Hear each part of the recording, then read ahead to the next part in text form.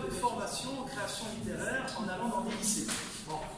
Et là-dessus, j'essaye d'inciter les gens à écrire, que cela soit pour le prix de la Cité, pour le prix du récit fantasy, mais il y avait aussi un autre prix dans une autre région. Et là-dessus, je l'ai fait participer aussi au deuxième prix. Voilà. Je me suis dit, on va voir ce qui va se passer. Et non seulement elle a le prix du récit fantasy jeunesse, mais en même temps, elle est la deuxième, avec le même texte, sur le prix Alexia, qui est le prix du récit imaginaire philosophique. Et l'inspecteur pédagogique a dit de son texte qu'il était bien écrit et intelligent. C'est bien la philosophie ici. Alors, pouvez-vous nous parler de 2019? De quoi ça? Bien sûr. Bonjour. Déjà, je suis très contente d'être là. J'espère que vous aussi. Déjà, mon texte, c'est une nouvelle qui est plutôt courte et c'est une sorte, comment dire, d'inspiration avant la fin du monde. En fait, c'est un dialogue entre deux personnages et dans un monde vraiment, je me permets ce néologisme, vraiment transhumanique et aux portes de la fin du monde, après que toutes les énergies aient été complètement dilapidées par l'homme et donc le monde est vraiment sur le point de s'éteindre et c'est une sorte de flottement juste avant la fin du monde où ces deux personnes parlent entre elles et c'est à la base je ne pensais même pas faire de chute à cette nouvelle. En fait pour moi c'était vraiment un moment de poésie et de philosophie où on se rend compte que la fin est proche, on va mourir, on ne peut rien y faire et je trouvais qu'en même temps ça donnait un coup un peu au narcissisme de l'homme parce que l'homme a tendance à se croire immortel, il ne comprend pas que sa fin est proche. Je ne sais pas si vous savez, bon, vous êtes un peu, vous suivez l'actualité avec Trump et tout ça, si vous allez aux États-Unis et que vous posez la question là-bas à un États-Unien, qu'est-ce que vous pensez de l'écologie, les 3/4 du temps, ils vous répondent qu'on s'en fout, c'est pas la priorité. Et ces gens-là, j'ai envie de leur répondre oui, c'est bien, mais s'il n'y a plus de planète, il n'y a plus d'États-Unis en fait. Et donc, ça m'a fait prendre conscience que les humains en fait n'ont même pas conscience de leur propre finitude et c'est ce dont j'ai voulu parler dans cette nouvelle tout simplement. D'ailleurs c'est super intéressant parce que comme les deux personnages c'est des philosophes au bord de l'abîme, ils dansent au bord de l'abîme et la question comme on dit c'est alors comment tu expliques l'instinct de survie? Pourquoi est-ce qui est vivant devrait à ce point vivre si ce n'était pas son but? Insiste le cerveau. Ça n'a rien à voir. C'est comme intégrer dans nos gènes, parce que nous sommes une espèce de parasite grignotant le monde. Une fois tout grignoté, on ne peut plus survivre et on s'autodétruit. C'est ce qui est en train de se passer. L'homme a évolué pour trouver le moyen de mettre fin à sa propre existence et finalement l'exécuter. Tu n'as jamais pensé à toutes ces guerres ayant eu lieu par le passé que personne n'a pu empêcher. Voyez? Et il y a là-dessus cette impression de et bien que la vie va cesser. Alors, quel est le message que vous avez avec ce sentiment de finitude que l'homme, en fin de compte, court à sa fin? Justement, dans le sens où j'ai l'impression qu'on ne se rend vraiment pas compte, en fait, justement de ça, en fait, qu'on va bientôt. C'est triste à dire, hein, ça fait un peu Schopenhauer de dire ça, mais on va tous bientôt mourir, en fait. Et juste, on ne se rend pas compte, et je trouve ça assez triste. Et le message que je voulais faire passer, c'est ça, c'est simplement. Il faudra arrêter un peu de dilapider les ressources comme ça, il faudrait faire un peu plus attention à des sujets qui touchent plus à la vie, à des sujets vraiment beaucoup plus sérieux et pas uniquement la politique, le pouvoir, tout ça on s'en fout, parce qu'une fois qu'on sera tous morts, qu'est-ce qui restera en fait finalement? C'est plutôt à ça. C'est intéressant, les Tibétains d'ailleurs, quand j'ai vu un reportage, je ne suis pas allé au Tibet, je n'ai pas eu cette chance. Il vous montre dans la grande place, vous savez, de la Lhasa, où il tourne, il montre à un moment donné une place, vous voyez tous ces gens, il y a plein de monde, il dit dans 100 ans tout le monde sera mort. Vous voyez, on retrouve ce côté-là, et moi j'aime bien l'idée du Tao qui dit quand le vase est plein, à quoi ça sert d'en remplir un deuxième. Voilà, donc je veux dire, on retrouve des valeurs ordinaires, des espérances. Est-ce qu'il y a quand même de l'espoir des sons, des espèces d'espoir? Parce qu'ils sont sous un homme qui les protège. Est-ce qu'il ne va pas craquer de validation? Je ne comptais pas faire de suite. Techniquement, la dernière phrase, c'est l'homme se fissure et ils vont mourir, quoi.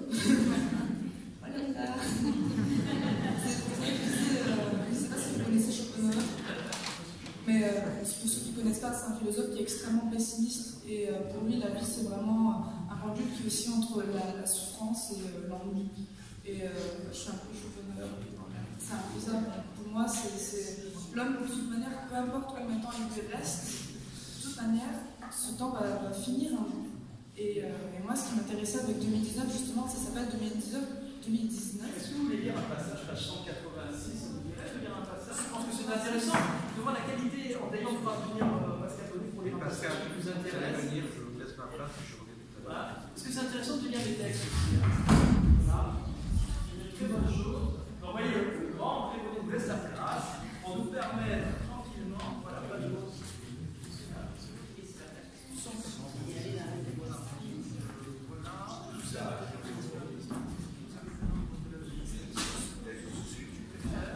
Moi, j'aime bien, c'était la discussion des deux au niveau de la survie. C'est le sujet que je connais de plus en mieux.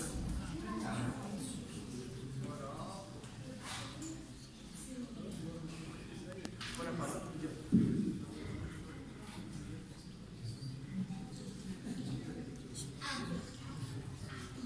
Ou alors le début, si vous voulez plus simple. Voilà, juste le début pour voir l'accroche qu'elle a fait avec son texte. Et après, Pascal Bonnet. Et après, Juste avant tout ce qu'on a parlé. oui, Achille se tient debout bien. Ah, voilà. Alors, si l'adjointe à la culture, le début est très long, on va lire le début très long, que dit l'adjointe à la culture. Voilà, il faut. On a toujours raison, sauf à la tort, elle n'a jamais tort. Parfait. Je vais vous lire le début alors. Ce sont les deux premiers paragraphes. Vous êtes d'accord? Non. De toute façon, vous n'avez pas le choix. Parfait, parfait. Achille se tient debout, bien rigide, les pieds écartés et les bras croisés, ses larges épaules carrées lui rendant son impressionnante masque plus imposante. La moitié droite de son visage reflète une expression joviale, creusant sa fossette et faisant briller son œil noisette. Son deuxième œil, lui, est un rond parfait, rouge cerclé de métal. La partie gauche de son visage est constituée d'artères et une lugubre cicatrice marque la frontière entre les deux. Sa bouche sans lèvres dévoile la continuité de son sourire, une authentique tête de mort. Les ridules au coin de son œil droit révèlent son vrai âge. Serge, lui, est assis. Il est de 15 ans plus jeune. Une de ses jambes humaines pend vers le vide. L'autre, cybernétique, est pliée contre lui. Sa main est posée dessus et il ressent ce froid auquel ne s'abandonne pas sa chaleur corporelle. C'est le métal qui le domine et non le contraire. Il n'y est pas encore habitué. Encore un tout petit peu? Ouais. Encore un, c'est bon quand même. Dis encore. De quoi tu te plains? Donne Achille avec une verve de pilier de l'art. Tous deux se tiennent sur le toit d'un building à une hauteur faramineuse. De là-haut, ils dominent le monde qui s'étale sous eux. À leurs pieds, des rues surpeuplées et des chefs, assemblage presque inquiétant d'engrenages et de pattes arachnéennes surmontées de sièges plus ou moins confortables. Les commerces avoisinent des habitations, les néons clignotent de partout, les affiches publicitaires lumineuses se multiplient, menacent de s'effondrer pour certaines. D'autres gratte-ciels côtoient le leur. Plus loin, l'opulence semble s'interrompre et laisser place à une pauvreté concentrée, puis de plus en plus clairsemée au fur et à mesure que le regard s'échappe vers le lointain. Les bidonvilles se chevauchent les uns les autres, puis se raréfient et finissent par disparaître. Et enfin, au fin du monde visible. Et enfin, au fin du monde, c'est trop beau, hein? C'est sympa, non? quelques zeppelins se détachent sur l'horizon violine. En levant les yeux, il perd sa couleur d'indigo pour devenir d'un rose bonbon et s'achever sur un turquoise éblouissant au-dessus de leur tête. Le soleil se meurt comme chaque soir et part le ciel de ses beaux atouts. Le croissant de lune se découpe déjà dans le ciel depuis 2 heures. Voilà, c'était l'idée. Ça vous a plu? Je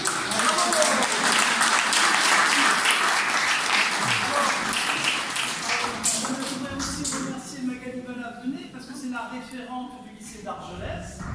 Et cette rencontre se fait grâce à Magali Balavenet, parce que vous avez quelques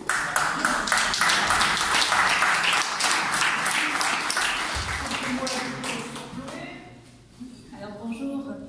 Alors je félicite vraiment Chloé qui a su profiter d'une chance qui lui était offerte, faire un nouveau travail que l'on a mis en place dans au lycée Christian Bourquin d'Argelès. J'ai fait appel à ma collègue de philosophie, Madame Suleiman, donc qui traitait de philosophie moderne, et puis je l'ai rejoint dans ce projet pour la philosophie antique dans le cadre de l'enseignement du latin.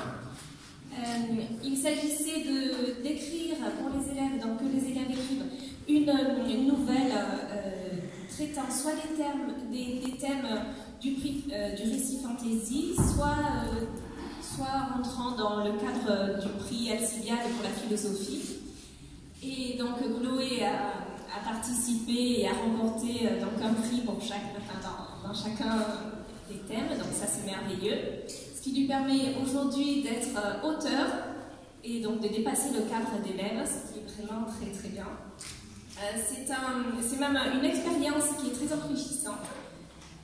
Parce que j'ai remarqué que les élèves allaient plus loin dans leur démarche d'écriture.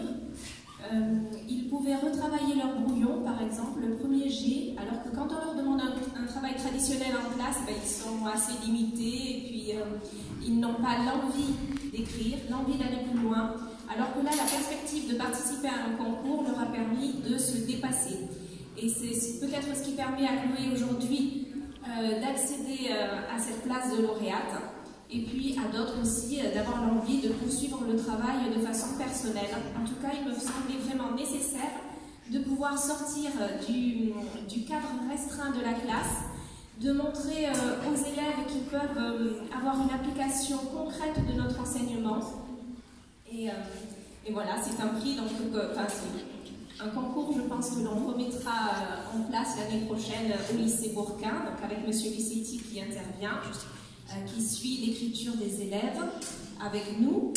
On la poursuivra donc dans une nouvelle perspective, puisqu'on va s'inscrire dans la réforme du bac, et on va la mettre en place en première, avec l'enseignement de spécialité humanité, lettres et philosophie, qui remplace donc la section littéraire. Et puis maintenant, je souhaite à Chloé la même réussite lundi pour le baccalauréat, parce que quand même lundi... Bravo!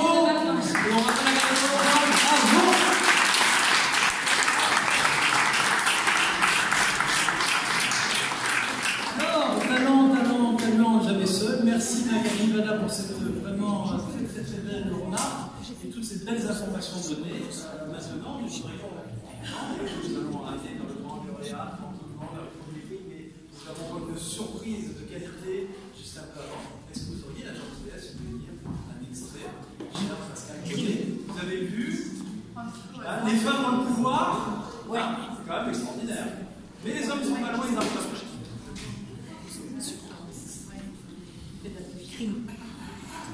Il m'a tout déballé d'un seul trait, comme s'il sentait une terrible démangeaison de parler. J'ai reçu ses aveux sincères et humiliants, comme une poignée de cailloux en plein visage. Dans l'instant, mon cœur s'est brisé avec de lourds craquements. Au rythme de ses aveux distillés, j'ai appris qu'il me trompait depuis 8 mois. Alors Pierre m'a confié être perdu et ne pas savoir quoi faire. Il m'a affirmé ressentir des sentiments pour elle, tout en m'aimant toujours. Je me sens comme un clochard devant sa bouteille vide. Comment les femmes trompées réagissent-elles? Aujourd'hui, j'ai déchiré la photo, puis j'ai tiré la chasse d'eau. Voilà, j'ai pris ma décision. Je vais le quitter. Je ne vois rien d'autre à faire. J'ai totalement perdu confiance. J'ai été dupée. Cela va sans dire, cela va être très difficile. Pour des raisons évidentes, je vais le mettre dehors et je vais récupérer mon rein. Il va me rendre mon rein. Cette greffe devient illégale. Je veux qu'il me le rende. Je regrette amèrement de lui avoir sauvé la vie. Dire que 70 millions de personnes attendent une greffe de rein dans l'Union européenne, et c'est ce salaud qui en a bénéficié, seconde après seconde, mon rein purifie son sang de ces toxines. Bravo! Parce que c'est vous!